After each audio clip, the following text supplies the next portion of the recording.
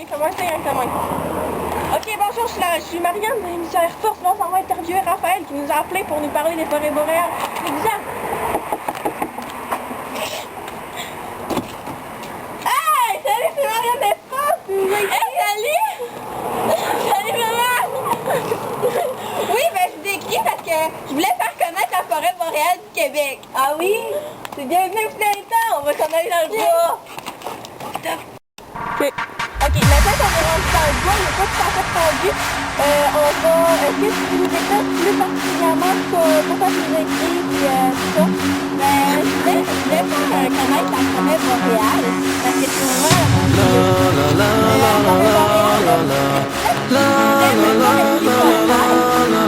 surtout qu'on suit de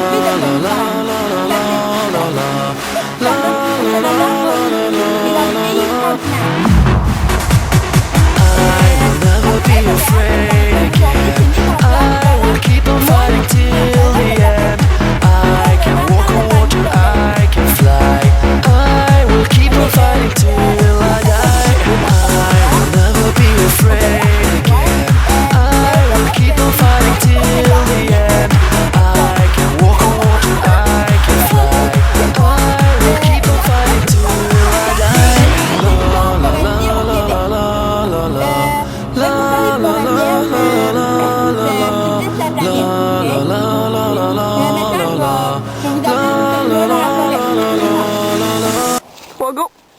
Ouais, j'ai entendu parler récemment du renouvellement de la forêt boréale. Est-ce que tu peux nous en dire davantage, s'il te plaît? Ouais, aussi surprenant que cela puisse sembler, c'est les perturbations naturelles telles que feu, maladies et vent qui assurent le renouvellement de la forêt boréale. Prenons par exemple...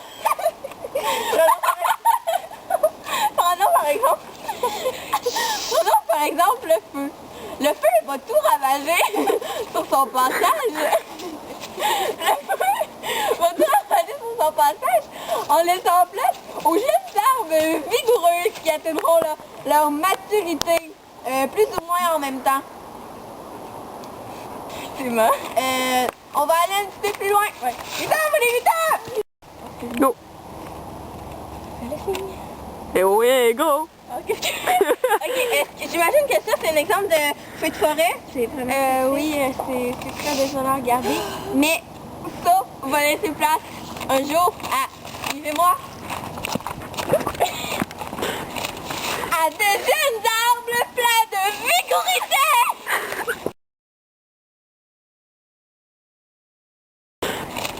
À de jeunes arbres pleins de vigorité!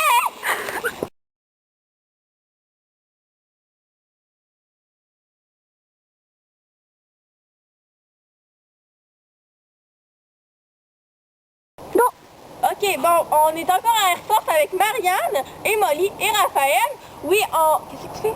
Oui, Raphaël nous a une petite vidéo à nous présenter sur les forêts boréales.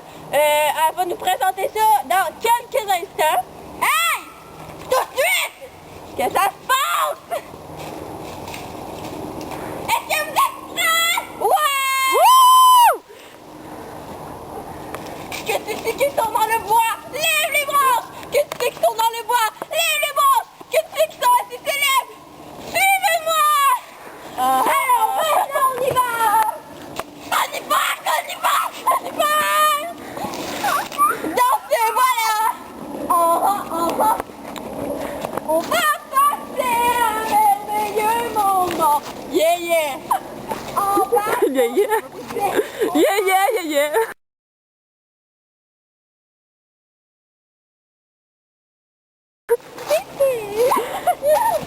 Ça ne fait que commencer! Ah ah ah ah! Comment? Je suis pas timide, tu sais, j'impose mon style. Viens sur la piste, bébé. Ce soir c'est ta soirée. Tout le monde est.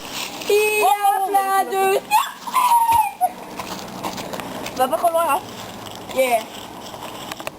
Rock and roll! Go! Et oui, ceci était la vidéo, ma foi, assez dynamique de Raphaël. C'était assez spectaculaire. Oui, on va revenir après la pause avec Marianne, Molly et Raphaël à Air Force. Merci, mesdames et messieurs.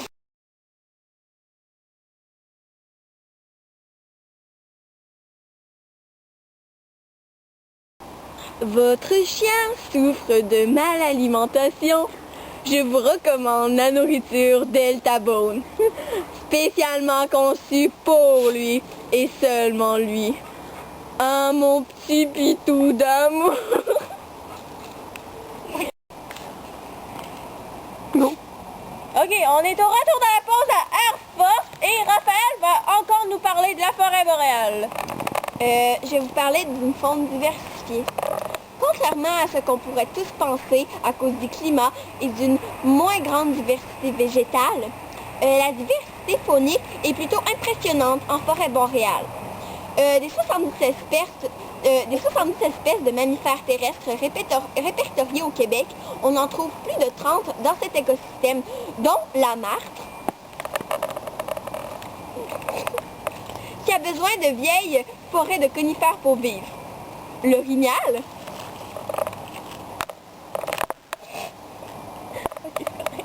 plutôt présent dans les secteurs où poussent des feuillus, et le caribou forestier,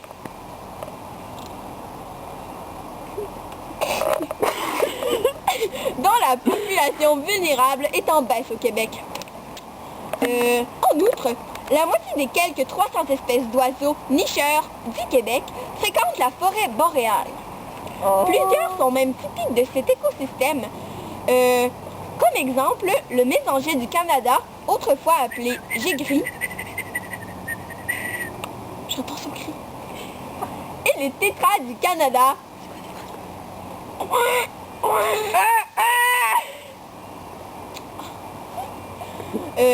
un proche parent de la gélinotypée. Suivez-moi pour en découvrir plus.